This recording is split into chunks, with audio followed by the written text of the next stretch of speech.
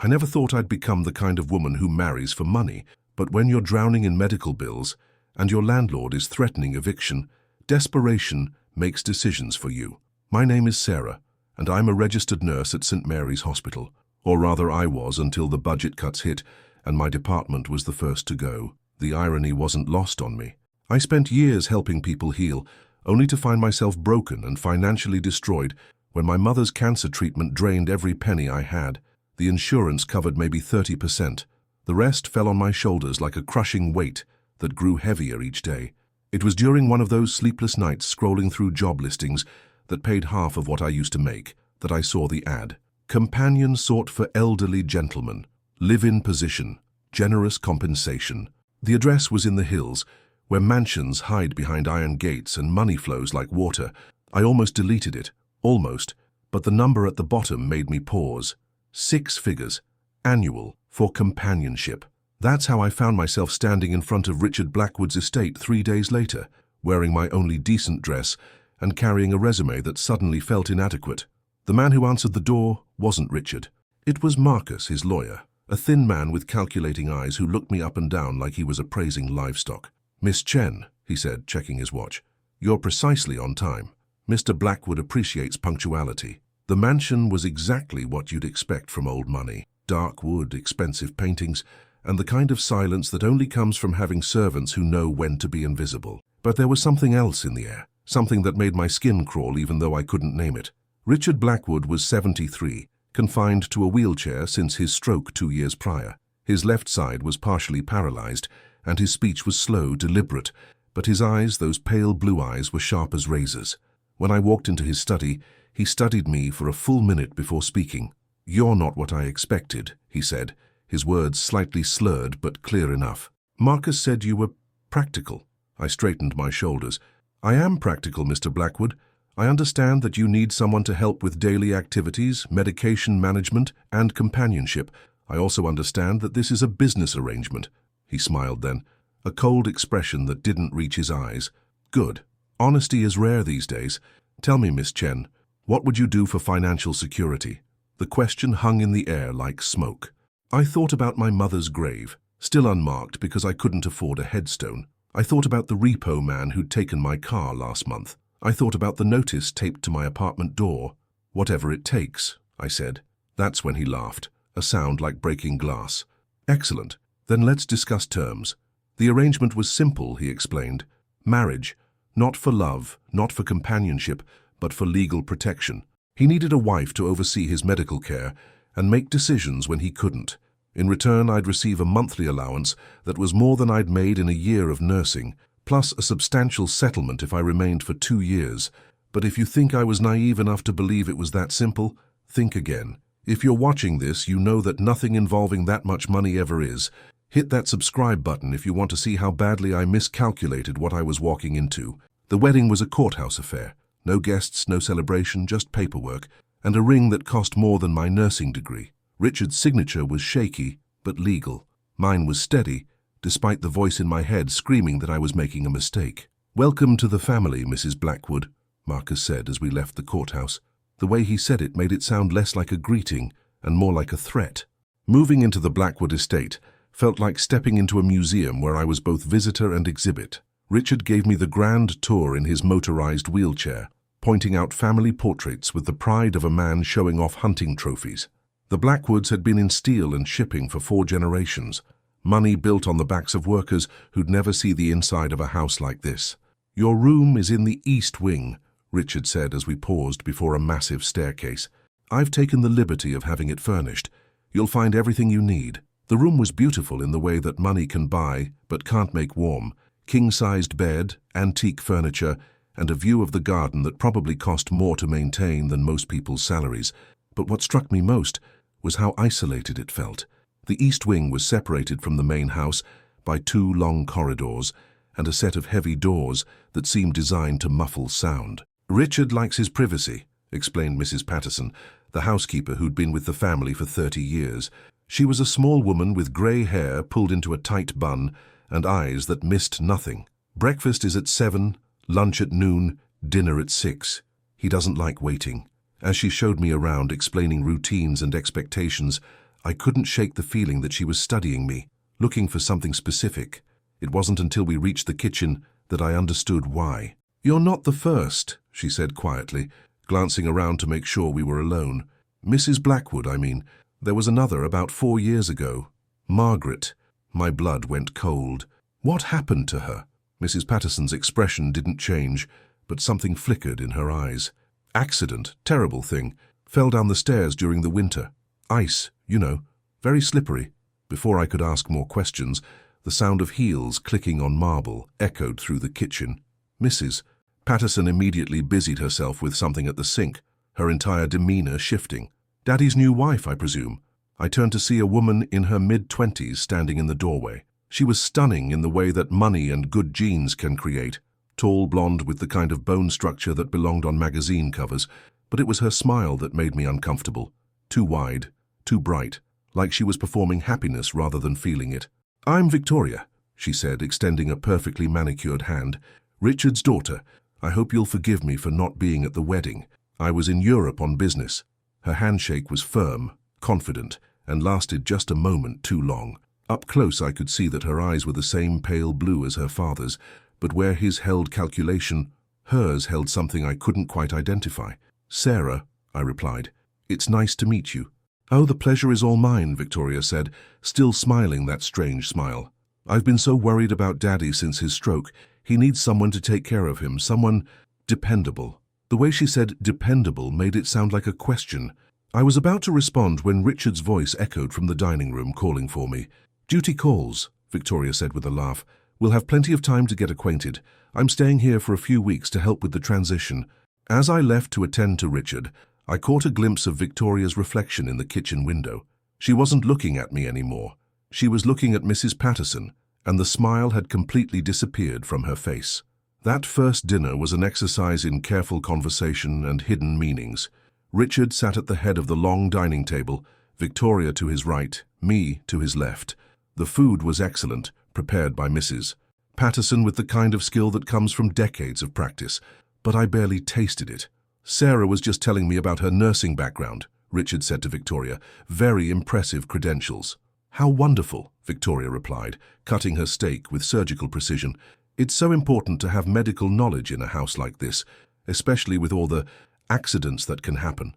The word accidents hung in the air like a challenge. I looked between father and daughter, trying to read the undercurrent of their conversation. "Accidents?" I asked. Victoria's fork paused halfway to her mouth.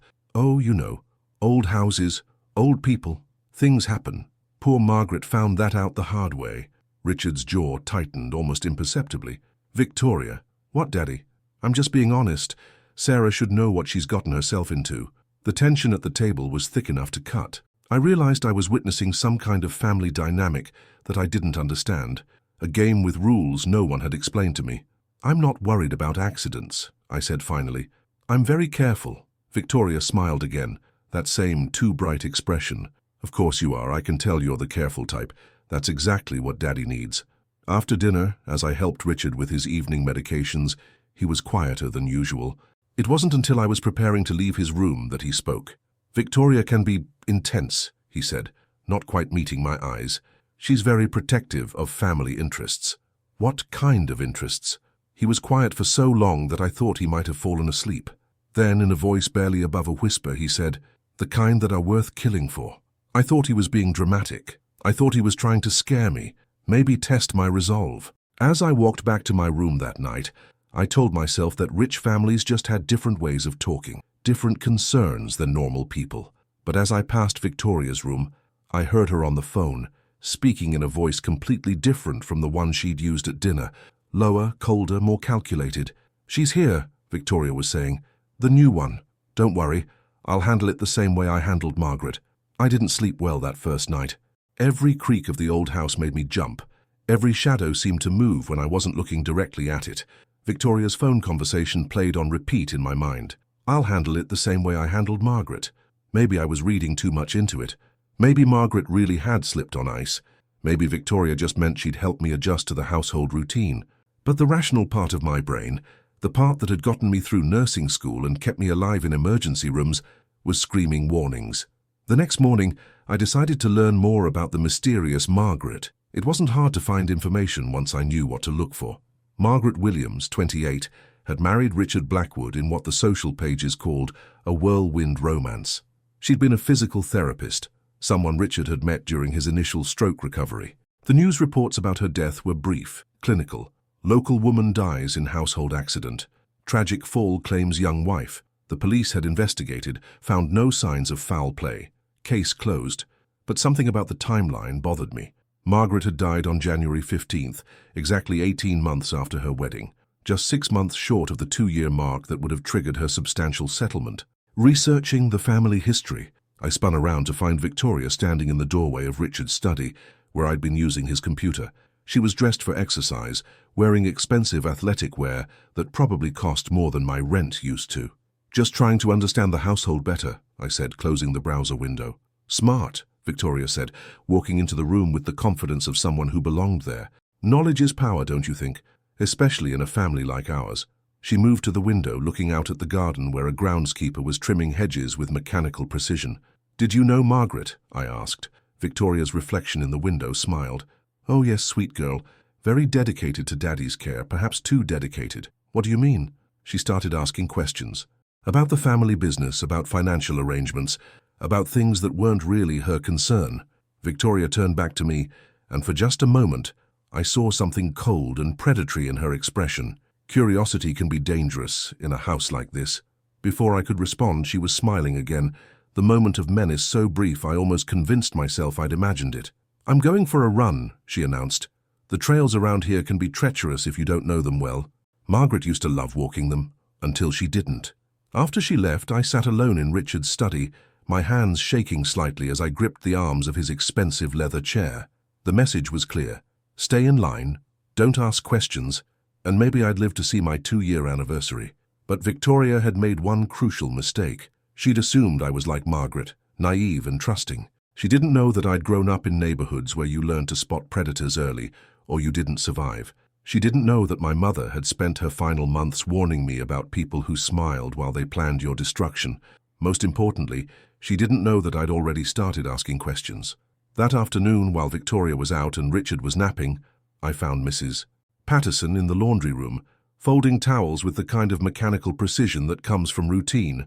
"Mrs. Patterson," I said carefully, "could you tell me more about Margaret?" The older woman's hands stilled for a moment before continuing their work. "What would you like to know? Was she happy here?" A long pause. "At first. And later." Mrs. Patterson set down the towel she was holding and looked directly at me for the first time. "Later, she was scared." "Of what?" "Of who?" Mrs. Patterson corrected. "Margaret started noticing things. Money missing from petty cash. Phone calls that stopped when she entered rooms. People watching her when they thought she wasn't looking." "People?" "Miss Victoria had friends. Young people with expensive clothes and empty eyes. They'd visit sometimes, always when Mr. Richard was sleeping or away for medical appointments. Margaret didn't like them being in the house." Mrs. Patterson picked up another towel, but her movements were less steady now. "The night Margaret died, she came to see me in the kitchen. She was packing a bag, said she was going to visit her sister for a few days. She looked relieved, like she'd made a decision about something important. But she never left. Found her at the bottom of the East Wing stairs the next morning, still in her nightgown, bag packed and sitting by her bedroom door." Mrs. Patterson's voice dropped to a whisper. "Funny thing about those stairs. They're carpeted, good thick carpet, and it hadn't iced that night, weather was mild. The implications hit me like a physical blow. Margaret hadn't slipped, she'd been pushed." "Why are you telling me this?" I asked. Mrs. Patterson looked at me with eyes that had seen too much and stayed silent too long. "Because I liked Margaret. And because 30 years of service buys you the right to speak truth, at least once." That evening, I made my first mistake. I let my guard down during dinner, let Victoria's seemingly innocent questions about my background probe deeper than they should have. She was good, I'll give her that. She made it feel like friendly conversation, like a stepdaughter trying to bond with her new stepmother. "So you have no family left?" she asked as Mrs. Patterson served dessert. "No," I said. "My mother passed away last year. I'm sorry.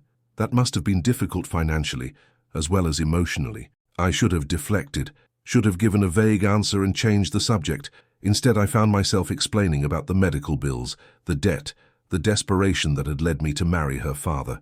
Victoria listened with what seemed like genuine sympathy, making all the right noises, asking all the right questions. It wasn't until I was back in my room that night that I realized what I'd done. I'd just told her exactly how much I needed the money. And, more importantly, I told her exactly how much trouble I'd be in if something happened to me before I could collect it. As I lay in bed, staring at the ceiling and listening to the old house settle around me, I understood with crystal clarity that I wasn't just Richard's new wife. I was Victoria's next victim. The game had begun, and I was already behind. If you're thinking this sounds too crazy to be real, stick around. You haven't seen anything yet. Drop a comment below and let me know if you think I should have run that first night, because looking back, that might have been my only real chance to escape what was coming.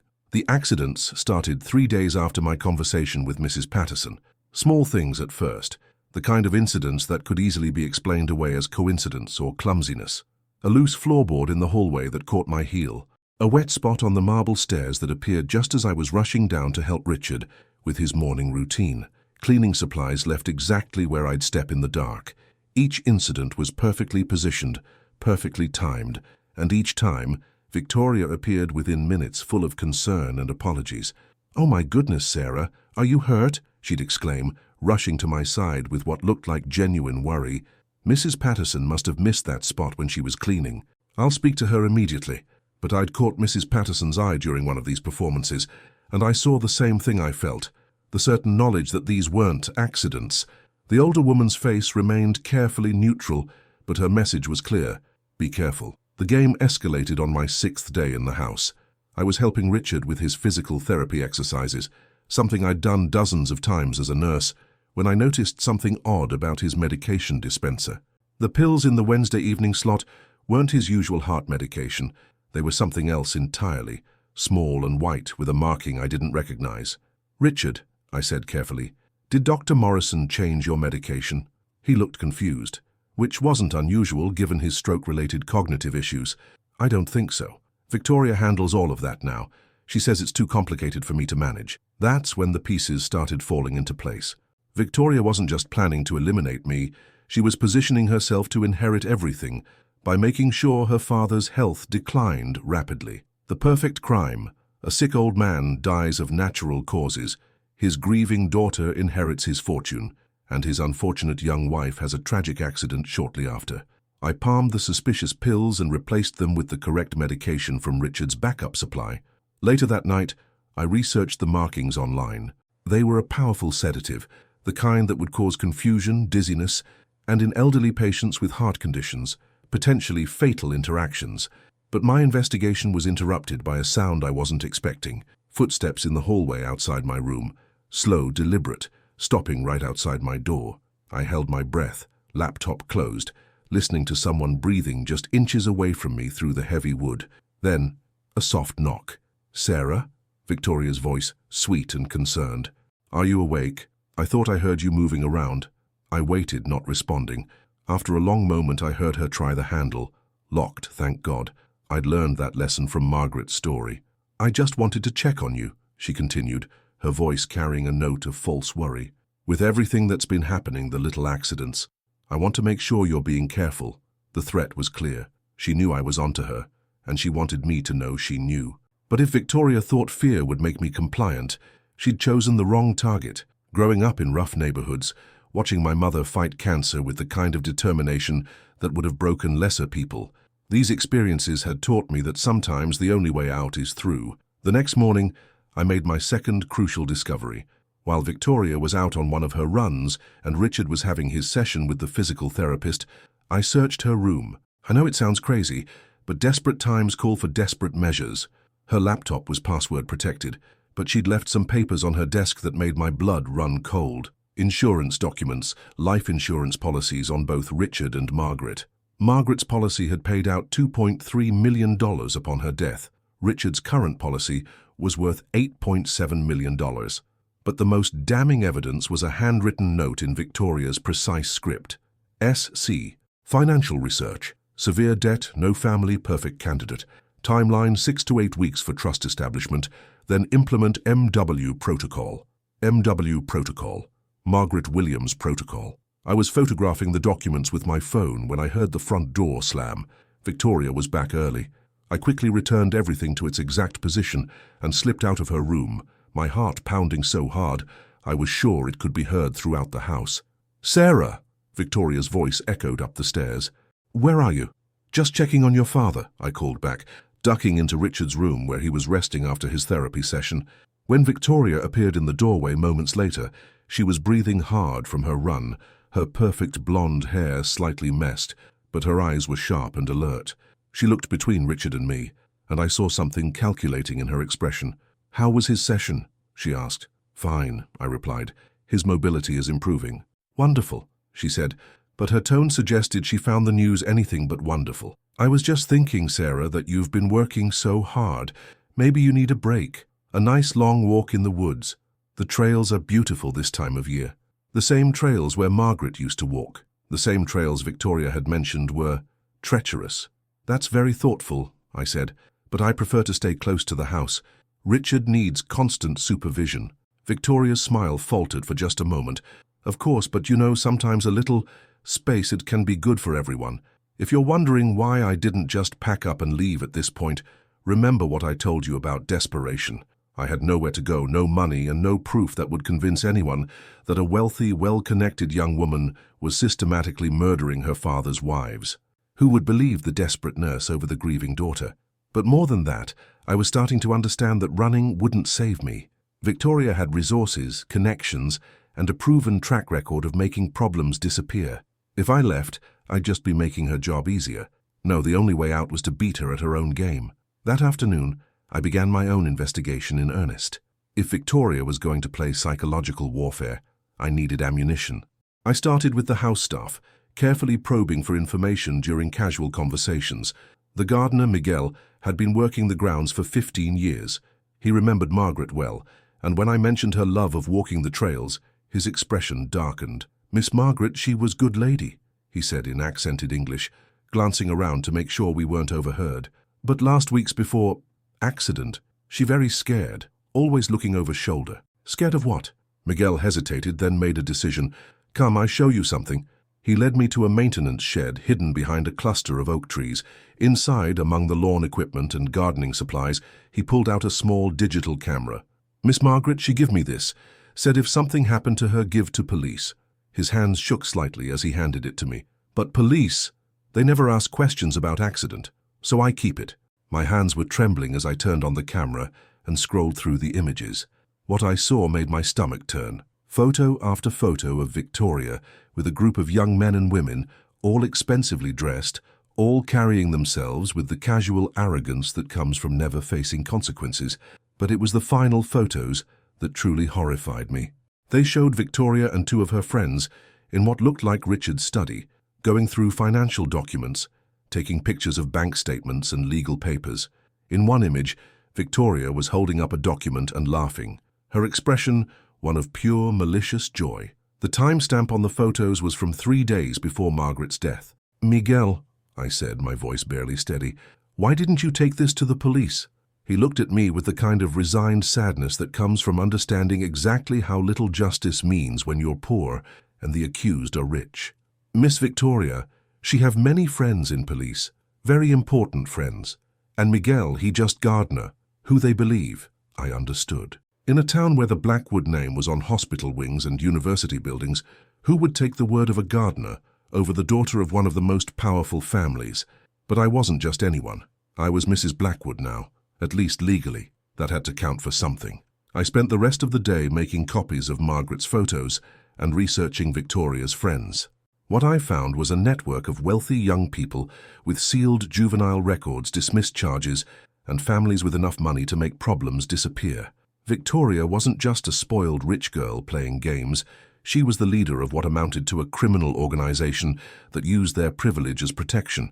The pieces were falling into place, but I still needed proof of Victoria's direct involvement in Margaret's death. That's when I remembered something Mrs. Patterson had said about Victoria's friends visiting when Richard was asleep or away. I decided to set a trap. That evening, I made sure to mention loudly at dinner that I had a migraine and would be taking some strong pain medication and going to bed early. I even made a show of asking Mrs. Patterson for extra pillows, complaining about not sleeping well in the new house. "Poor thing," Victoria said with false sympathy. "Moving to a new place can be so stressful. Make sure you take something strong enough to really knock you out. Sometimes a deep, uninterrupted sleep is exactly what you need." The way she emphasized uninterrupted made my skin crawl, but I played along, even stumbling slightly, as I headed upstairs, as if the fictional medication was already taking effect. But instead of going to my room, I doubled back through the servants' stairs and positioned myself in the library, which had a perfect view of the main entrance. If Victoria's friends were coming, I'd see them arrive. I didn't have to wait long. At 10:30 p.m., 3 cars pulled up the circular drive. Expensive cars, a BMW, a Mercedes, and something that looked like it cost more than most people's houses. 6 people got out, moving with the confident swagger of those who'd never been told no. I recognized 2 of them from Margaret's photos, a tall young man with bleached hair and a woman about Victoria's age with the kind of surgical perfection that money could buy. They were carrying bags, not purses or briefcases, but the kind of equipment bags that professionals use. Through the library window, I watched Victoria greet them at the door, her demeanor completely different from the sweet, concerned stepdaughter act she put on around Richard and me. This was the real Victoria, cold, calculating, and clearly in charge. They disappeared into the house, but I could hear them moving through the rooms below, their voices low but urgent. Whatever they were doing, they were being careful about it.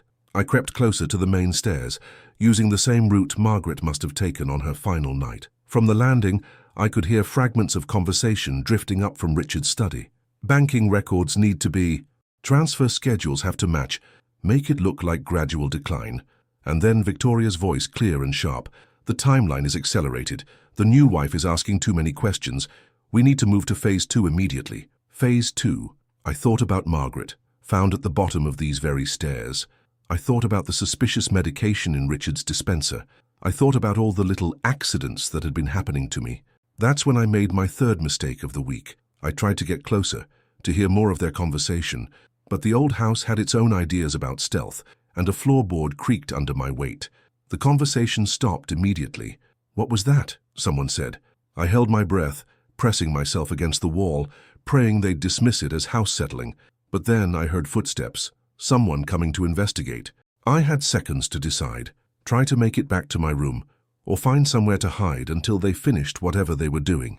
I chose hiding, slipping into the coat closet, just as someone reached the top of the stairs. Through the slats in the closet door, I saw the woman with the surgical perfection, looking around with the methodical attention of someone trained to spot threats. She stood there for what felt like hours, but was probably only minutes, listening, watching. Finally, she went back downstairs, but I could hear her reporting to the others. "Thought I heard something upstairs. Maybe we should postpone." "No." Victoria's voice was sharp with authority. "We stick to the schedule. Sarah took enough medication to drop a horse. She won't be a problem." If only she knew that the only medication I'd taken was a couple of aspirin. I stayed in that closet for 2 more hours, listening to them work through their plan. By the time they left, I understood exactly what Victoria was doing, and it was more sophisticated and terrifying than I'd imagined. She wasn't just killing Richard's wives for inheritance money. She was running a complete financial fraud operation, using her father's diminished capacity to slowly drain his assets, then eliminating anyone who might discover what she'd done. Margaret had been a threat because she'd started noticing the discrepancies. I was a threat because I had medical training and was asking questions about Richard's care. But here's what Victoria didn't know. I'd recorded everything on my phone, every conversation, every plan, every detail of their operation. For the first time since arriving at the Blackwood estate, I felt something other than fear. I felt like I had a chance. Now I just had to survive long enough to use it. The next morning brought a false sense of normalcy that was more unsettling than any overt threat.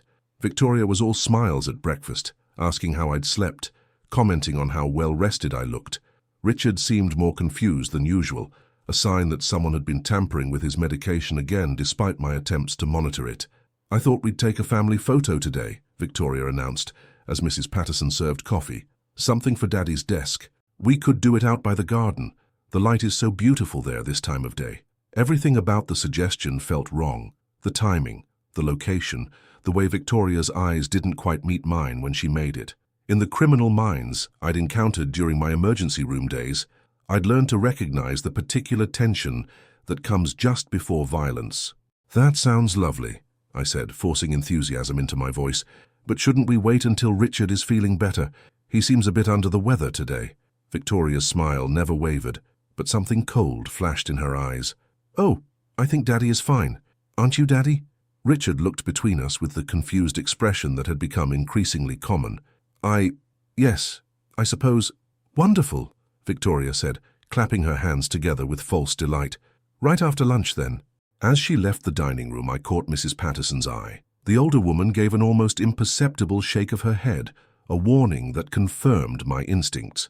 Whatever Victoria had planned for this photo session, it wasn't going to end with happy family memories. I spent the morning making preparations. First, I copied Margaret's photos and my phone recordings onto a flash drive, which I hid in a place Victoria would never think to look, taped inside one of Richard's old medical equipment pieces that had been stored in the basement.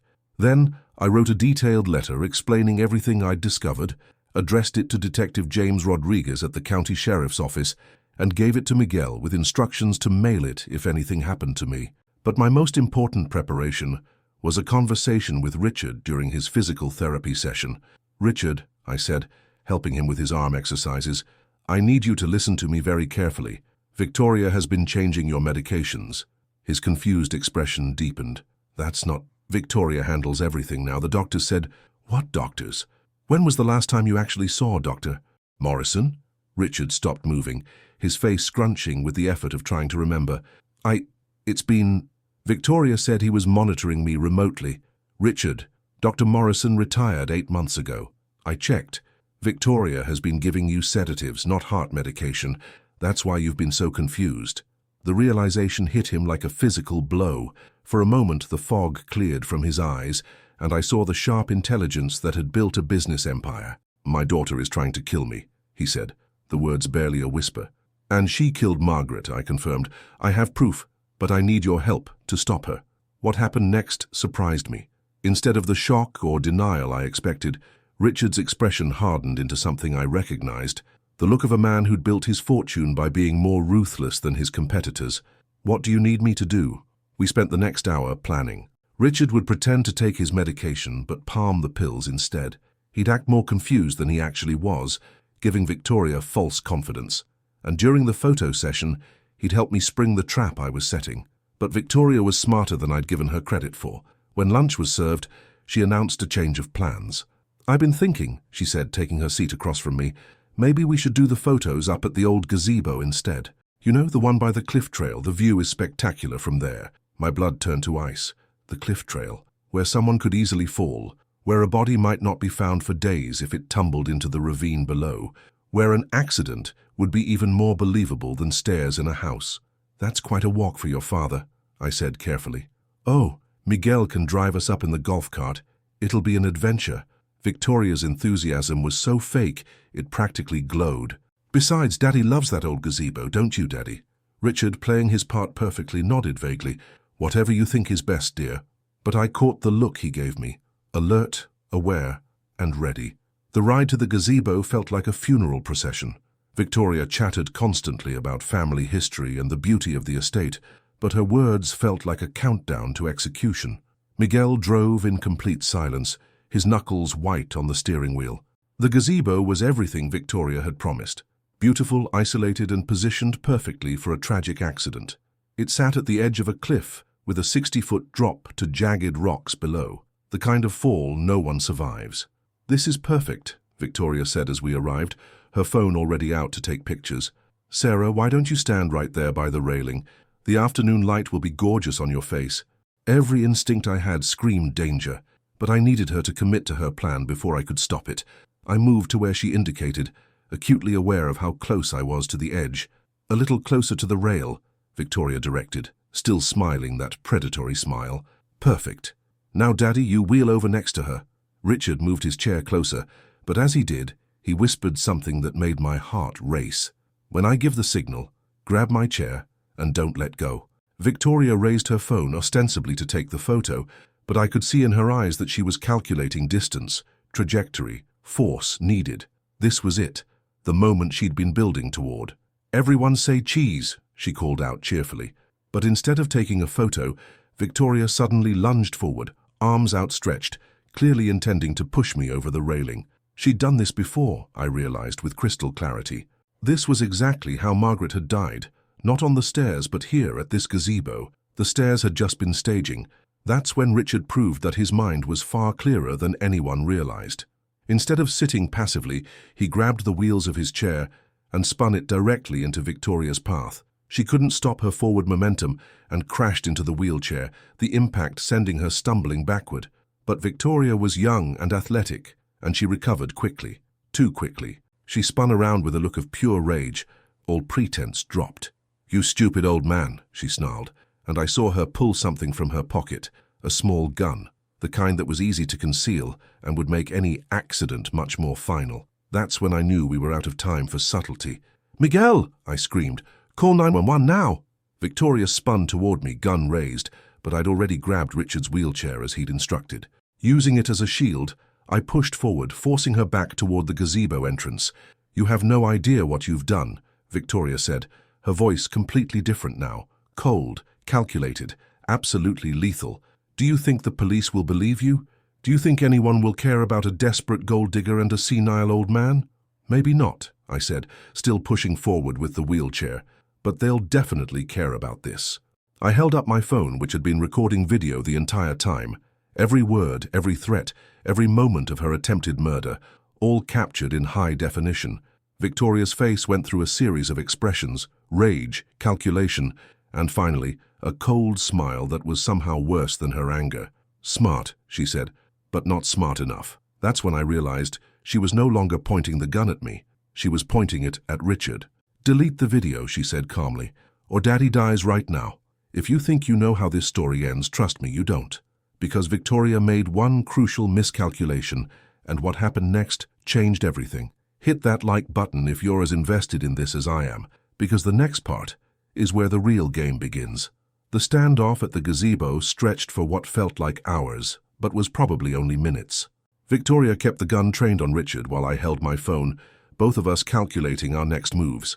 The wind picked up, rustling through the trees, and in the distance I could hear Miguel's voice on his radio, calling for help in rapid Spanish. "You know what's funny?" Victoria said, her voice conversational despite the weapon in her hand. "Margaret thought she was so clever too, recording conversations, taking pictures, gathering evidence, right up until the moment I pushed her off this very cliff. So I'd been right about the stairs being staged. Margaret had died here, at this beautiful isolated spot where Victoria could take her time, make sure the job was done right. The police will know it wasn't suicide when they find her body covered in bruises," I said, trying to keep Victoria talking while I figured out my options. Victoria laughed, a sound like breaking glass. "What body?" "Margaret went into the ravine during a storm. Flash flooding washed her miles downstream. They found pieces of her clothing weeks later, but never enough to do a proper autopsy." The casual way she discussed murder made my skin crawl, but it also confirmed what I'd suspected. Victoria had done this before, and she'd gotten away with it because she was smart, careful, and had resources most people couldn't imagine. "But you made a mistake this time," I said. "Really? What mistake was that?" "You underestimated both of us." That's when Richard made his move. Despite his stroke-related limitations, he still had full use of his right arm and significant upper body strength. While Victoria was focused on me, he grabbed the gun, yanking it toward himself and away from both of us. The weapon discharged, the sound echoing across the hills like thunder. For a terrifying moment, I thought Richard had been shot, but the bullet had gone wide, splintering the gazebo's wooden rail. Victoria and Richard struggled for control of the gun, and I realized that despite his physical limitations, Richard was stronger than his daughter had anticipated. Years of physical therapy had maintained his muscle mass, and desperation gave him additional strength. But Victoria was desperate too, and she had youth on her side. The struggle was brutal and brief. Victoria managed to wrench the gun free, but in doing so, she lost her balance. What happened next seemed to unfold in slow motion. Victoria stumbled backward, her feet tangling in the long scarf she wore. She reached out, trying to grab something, anything, to stop her fall. Her fingers caught the broken rail Richard's bullet had damaged, and for a moment, it looked like she might recover her balance. But the rail, already weakened by the gunshot, couldn't support her weight. With a crack that sounded like a breaking bone, the wood gave way. Victoria's expression changed from anger to surprise to terror in the space of a heartbeat. She fell backward over the edge of the cliff, her scream echoing off the rocks below until it was suddenly horribly silent. Richard and I sat in stunned silence for a moment, neither of us quite believing what had just happened. Then, from far below, we heard the sound of sirens approaching. Miguel's call for help had been answered. "Is she?" Richard asked, his voice shaky. I carefully approached the edge of the cliff and looked down. Victoria lay on the rocks 60 feet below, her body twisted at an angle that made it clear she hadn't survived the fall. Next to her, glinting in the afternoon sun, was the gun. "She's dead," I said simply. Richard closed his eyes, and for a moment he looked every one of his 73 years. "My daughter," he whispered. "My own daughter." "I'm sorry," I said, and I meant it. Despite everything Victoria had done, despite the fact that she'd been planning to kill us both, I understood that Richard was mourning not just her death, but the loss of who he'd thought she was. The police arrived within minutes, followed by paramedics and what seemed like half the county sheriff's department. Detective Rodriguez, the man I'd been planning to contact, took charge of the scene with the kind of professional competence that made me think justice might actually be possible. The investigation that followed was thorough and revealing. Victoria's laptop, which the police confiscated from her room, contained detailed plans for financial fraud spanning several years. She'd been systematically draining Richard's accounts, using his diminished capacity to authorize transfers to shell companies she controlled. But more damning were the communications with her network of wealthy friends who'd been helping her launder money and plan what they called inheritance acceleration events. Margaret's murder hadn't been a crime of passion. It had been a calculated business decision. The forensic accountants discovered that Victoria had stolen over $12 million from Richard's accounts. The insurance investigators found evidence that she'd taken out policies on multiple elderly, wealthy individuals, not just Richard and Margaret. They were looking into at least 6 other suspicious deaths over the past 5 years. Margaret's camera, which Miguel turned over to the police, provided crucial evidence about Victoria's operation, but it was my phone recording of the gazebo confrontation that sealed the case. Victoria's confession to Margaret's murder, captured in her own voice, made it impossible for even her family's expensive lawyers to claim innocence. The network of wealthy accomplices was rounded up within a week. Without Victoria's leadership, and with solid evidence against them, most took plea deals rather than face trial. It turned out that privilege and money weren't enough to protect them when the evidence was overwhelming. As for Richard and me, we had long conversations about what came next. The man who emerged from the fog of Victoria's systematic drugging was sharp, angry, and determined to make amends for what his daughter had done. "I should have seen it," he said during one of our talks in his study. "The signs were all there, but I didn't want to believe my own child could be capable of such things." "She was very good at hiding it," I replied, "and she used your love for her against you." Richard was quiet for a long moment. "What will you do now? You don't have to stay, you know. The marriage, it was a business arrangement. You've more than earned your freedom." I'd been thinking about that question since the day Victoria died. I had options now. Richard had insisted on giving me a substantial settlement regardless of our agreement, enough to pay off my debts and start over anywhere I wanted. But I'd also grown to care about the stubborn old man who'd fought beside me at that gazebo. Not romantic love, we both understood that, but genuine affection and respect. "I think," I said carefully, "that we make a good team. If you're interested in keeping the arrangement, I am too." Richard smiled, the first genuine smile I'd seen from him since Victoria's death. "I'd like that very much." We modified our agreement, of course.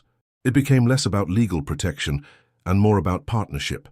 Richard needed someone he could trust to help him rebuild his life and his business relationships. I needed stability and purpose after everything we'd been through. More importantly, we both needed to do something positive with the knowledge we'd gained about how the wealthy and powerful could abuse their privilege. Richard established a foundation to support victims of domestic financial abuse, and I went back to school to study forensic accounting, determined to help catch other people like Victoria before they could destroy more lives. The Blackwood estate is different now, lighter somehow despite the tragedy that brought us here. Mrs. Patterson still manages the household with her quiet efficiency, but she smiles more often. Miguel tends the gardens with renewed pride, knowing that his courage in calling for help saved lives. And sometimes in the evenings, Richard and I sit in his study and talk about Margaret, about Victoria, about the strange path that brought us together.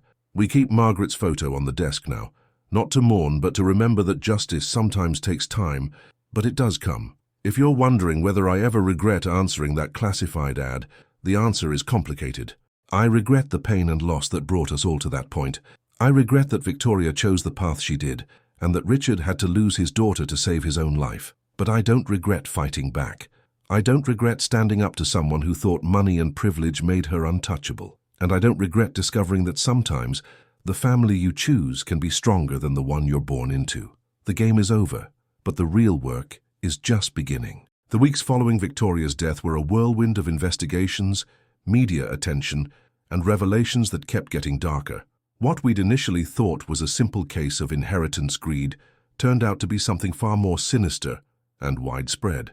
Detective Rodriguez became a regular fixture at the Blackwood estate, his team methodically piecing together the full scope of Victoria's criminal enterprise. The forensic accountants working on Richard's finances discovered that Victoria's theft had been going on for nearly 3 years, beginning shortly after Richard's stroke, when she'd convinced him to give her power of attorney temporarily. She was patient, Rodriguez explained during one of our interviews. Most financial predators get greedy and move too fast. Victoria played the long game, taking small amounts consistently, setting up legitimate-looking business transactions that were actually just moving money into accounts she controlled. But the financial crimes were just the beginning. As investigators dug deeper into Victoria's network, they uncovered what could only be described as a murder-for-hire ring disguised as a social club for wealthy young adults. The group called themselves the Inheritors, and their method was as calculated as it was cold. They would identify elderly, wealthy individuals with substantial assets and complicated family situations. Then, they'd find ways to insert themselves into those people's lives, sometimes through romantic relationships, sometimes through caregiving services, sometimes through business partnerships. Victoria's specialty had been targeting wealthy men who'd remarried late in life. She'd studied their patterns, learned their vulnerabilities, and then either manipulated them directly or found surrogates like Margaret and me to do the initial work while she orchestrated from behind the scenes. We've identified at least 12 victims over the past 5 years, Rodriguez told us. Victoria wasn't always the direct killer, but she was always the planner. She'd study each target for months, sometimes years, before making her move. The evidence they found in Victoria's laptop read like a horror novel. Detailed profiles of potential victims, complete with family trees, financial assessments, and vulnerability analyses. Timelines for approaching targets, building trust, and then eliminating them at the optimal moment for financial gain. Margaret's file was particularly chilling.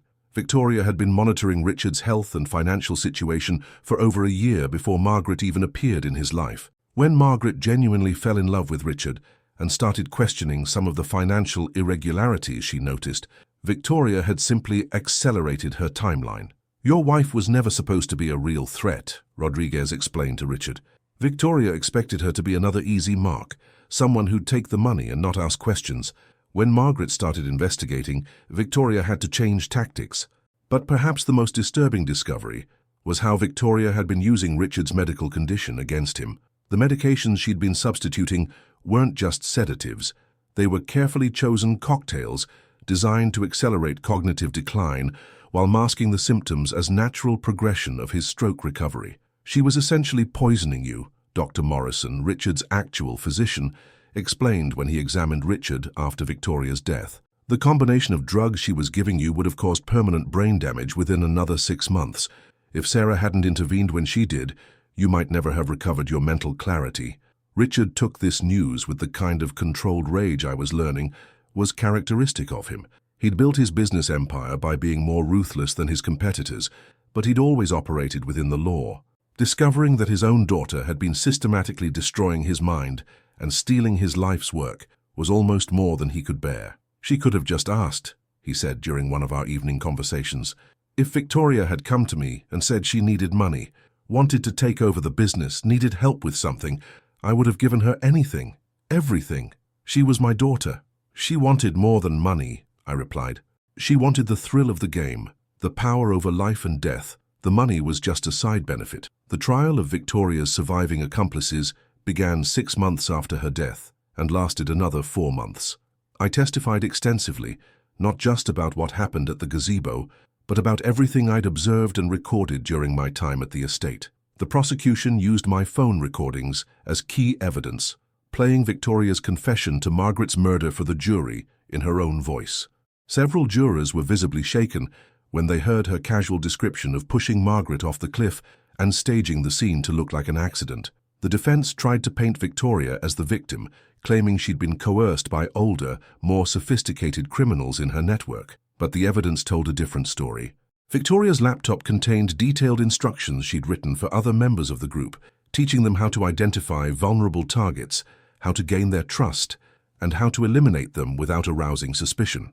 One particularly damning piece of evidence was a series of emails Victoria had sent to a potential new recruit, explaining what she called the inheritance acceleration method. The key, she'd written, is patience and plausible deniability. You don't want to look like you're in a hurry to inherit.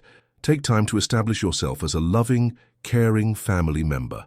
Document everything that makes you look good. Then, when the accident happens, everyone will remember how devoted you were. She'd even created a checklist for the perfect accidental death. Isolated location, no witnesses, reasonable explanation for the victim being there, and a clear path to inheritance that wouldn't raise red flags with insurance companies or probate courts. The jury deliberated for less than 3 hours before returning guilty verdicts on all counts for all defendants.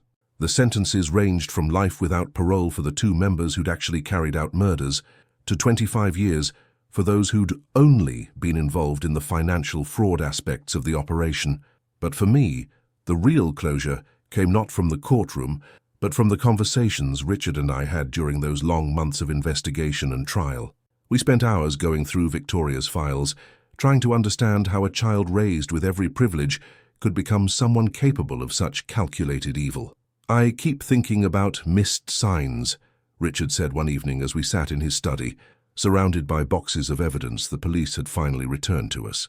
"Was she always like this? Did I just not see it because I didn't want to?"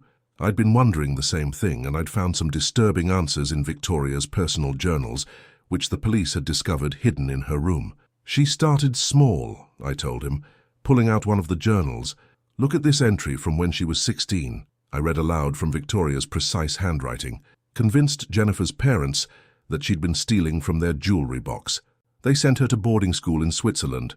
Her trust fund reverts to the family foundation now. Small victory, but important practice for larger games." Richard's face paled as he listened. Jennifer was Victoria's best friend in high school. She disappeared suddenly during junior year. Victoria told me her family had sent her abroad for attitude problems.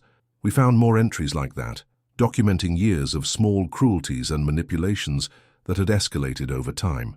Victoria had been practicing her skills on friends, classmates, and eventually family members for most of her life. The inheritance murders were just the natural evolution of a pattern that had been building for decades.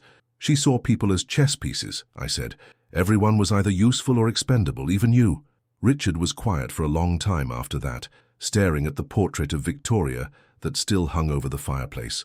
It showed her at 18, just before she'd left for college, smiling that same bright, false smile I'd learned to fear. "I'm taking it down," he said finally. "You don't have to do that," I replied. "She was still your daughter."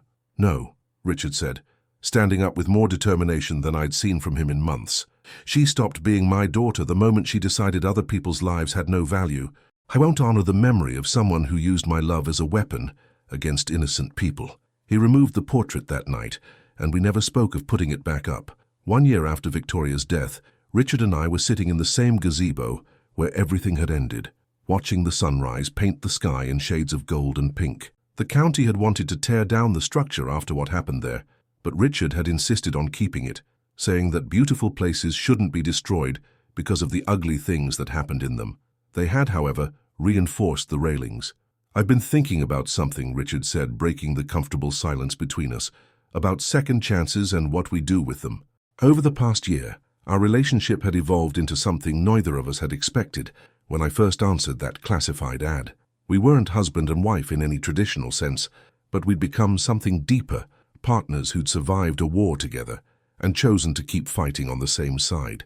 Richard's cognitive function had returned almost completely once the medications Victoria had been giving him were out of his system. His physical recovery had been slower but steady, and he was now able to walk short distances with a cane, though he still preferred his wheelchair for longer trips. More importantly, he'd thrown himself into the work of rebuilding his reputation and his business relationships.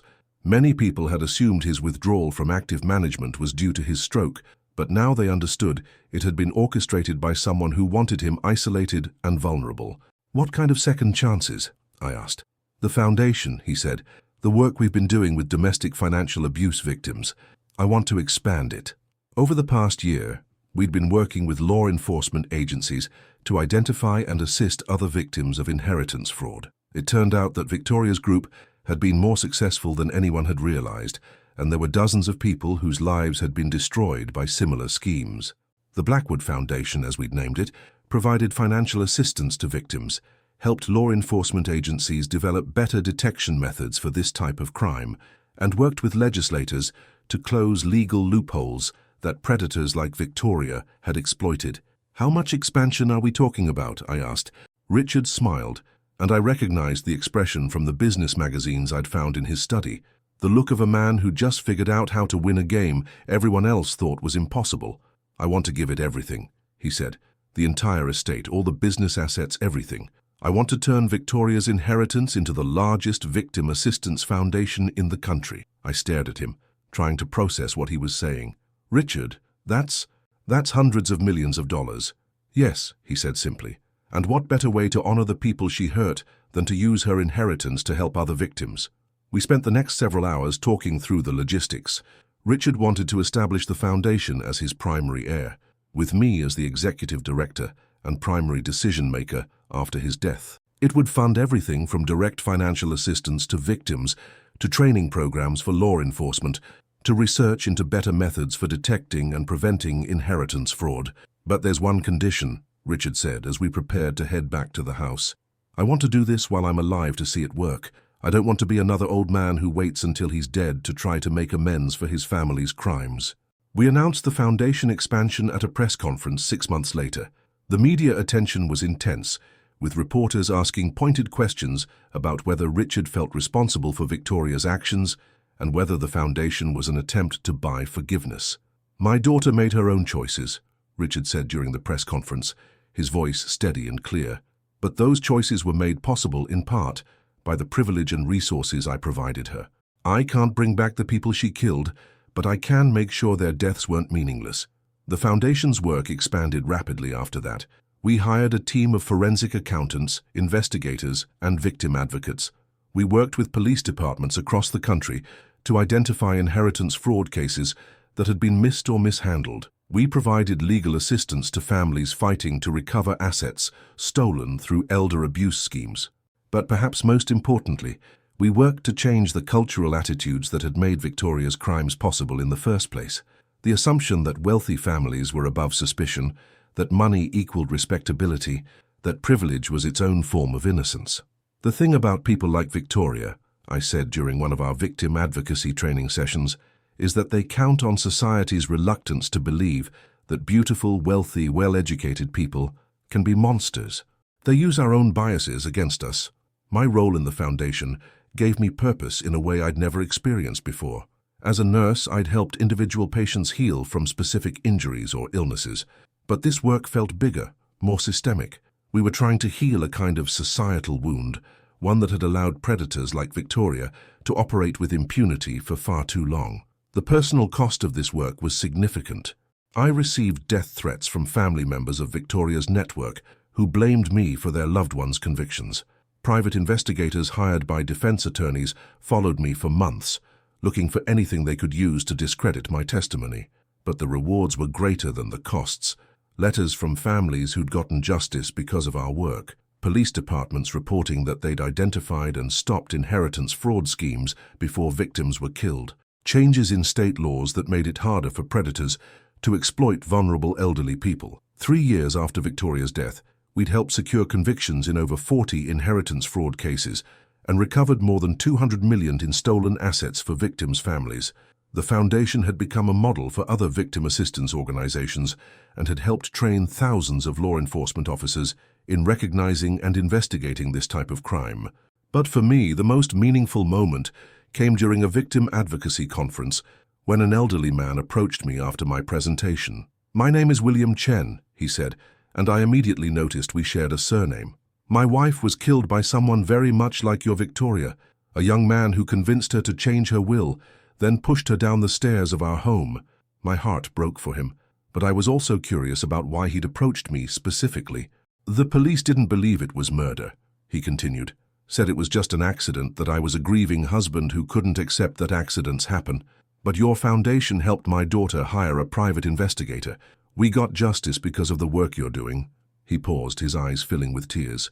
"I wanted to thank you and to tell you that my wife would have been proud of what you've done with your second chance." It was only then that I realized he thought we might be related, that he'd approached me because of our shared name. But as I looked at his face, weathered by grief and age but still showing the kind of strength that survives tragedy, I understood that family isn't always about blood. Sometimes it's about the people who stand with you when the world tries to break you. Sometimes it's about choosing to fight for strangers because someone once fought for you. "Thank you," I said simply. "That means more than you know." That night I told Richard about the encounter and about the strange sense of connection I'd felt with a man I'd never met before. "That's the thing about doing this work," Richard said. "We're all connected by the thing that was done to us, but more importantly, we're connected by what we choose to do about it." He was right. Victoria had intended to destroy us, to reduce us to nothing more than victims and statistics. Instead, she'd accidentally created something stronger than either of us could have been alone. 5 years have passed since I first walked through the doors of the Blackwood estate, desperate and drowning in debt, willing to marry a stranger for financial security. As I write this, I'm sitting in the same study where Richard first offered me that arrangement, but everything about my life has changed in ways I never could have imagined. Richard passed away peacefully in his sleep 8 months ago, at the age of 78. His final years were among his happiest, he told me, because he'd found a way to turn his family's legacy of wealth into something that actually helped people. The foundation had become the center of his life, and he spent his final days working on plans for its expansion into international inheritance fraud prevention. His funeral was attended by hundreds of people whose lives had been touched by the foundation's work. Law enforcement officers who'd been trained in our detection methods, families who'd received justice because of our investigations, advocates and activists who'd joined our cause. But I think Richard would have been most proud of the letter we received from the Federal Bureau of Investigation, announcing that inheritance fraud prosecutions had increased by 400% since the foundation began its work, and that the financial losses to victims had decreased by 60% over the same period. The foundation continues to grow under my leadership, but I've also returned to nursing, working part-time with elderly patients who've been victims of financial abuse. There's something healing about going back to hands-on caregiving after years of fighting systemic battles. The Blackwood estate has been converted into the foundation's headquarters, with most of the mansion's rooms now serving as offices for our staff of investigators, advocates and support personnel. But I've kept Richard's study exactly as it was, and I still come here in the evenings to think and plan and remember. Mrs. Patterson still manages the day-to-day operations of the building, though her title has changed from housekeeper to facilities manager. Miguel oversees the grounds and has become one of our most effective community outreach coordinators, working with immigrant families who are often targeted by inheritance fraud schemes because of their vulnerability and limited knowledge of American legal systems. The gazebo where Victoria died has been converted into a memorial garden for victims of inheritance fraud. Their names are engraved on a stone wall that faces the sunrise, and families often come to visit and remember their loved ones. It's become a place of healing rather than tragedy, which I think Richard would have appreciated. But the question I'm asked most often, especially by journalists and other people trying to understand this story, is whether I regret answering that classified ad. Whether I wish I'd never entered into that strange arrangement that led to so much death and trauma. The answer is complicated, but ultimately, no. I regret the pain that brought us all to that point. I regret that Victoria chose violence and manipulation over honesty and love. I regret that Richard had to lose his daughter to understand what she'd become. I regret that Margaret and so many others died before we could stop the people who killed them. But I don't regret fighting back.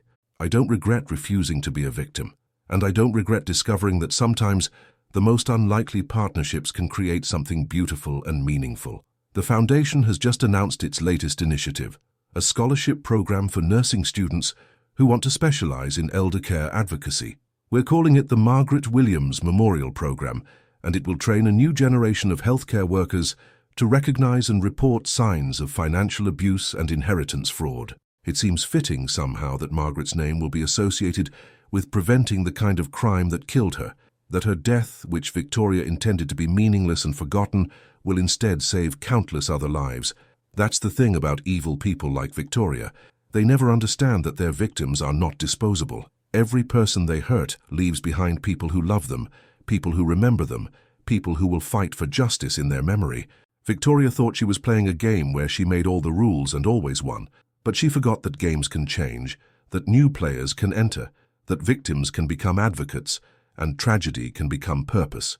The Blackwood name, which Victoria tried to use as a shield for her crimes, is now associated with justice and victim advocacy. The fortune she tried to steal has become a weapon against people who commit her type of crimes. The house where she planned murders has become a place where people come to heal and plan prevention strategies. Most importantly, the story she thought she was writing, about a clever predator who used wealth and privilege to commit perfect crimes, became instead a story about ordinary people who refuse to accept that evil should go unpunished. If you've watched this entire video, if you followed this story from the beginning, I want to ask you something. Look around your own life, your own community. Are there elderly people who might be vulnerable to the kind of predators we've been talking about? Are there families who might need the kind of support our foundation provides? The work we're doing isn't just about punishing criminals after they've committed crimes. It's about building communities where people look out for each other, where isolation and vulnerability don't become opportunities for predators. Victoria's greatest weapon was people's willingness to mind their own business, to assume that wealthy families must have their affairs in order, to believe that beautiful, well-educated people couldn't possibly be dangerous. But her greatest weakness was underestimating the power of people who refuse to be silent, who choose to ask difficult questions, who are willing to fight for strangers simply because it's the right thing to do. The game is over, but the work continues.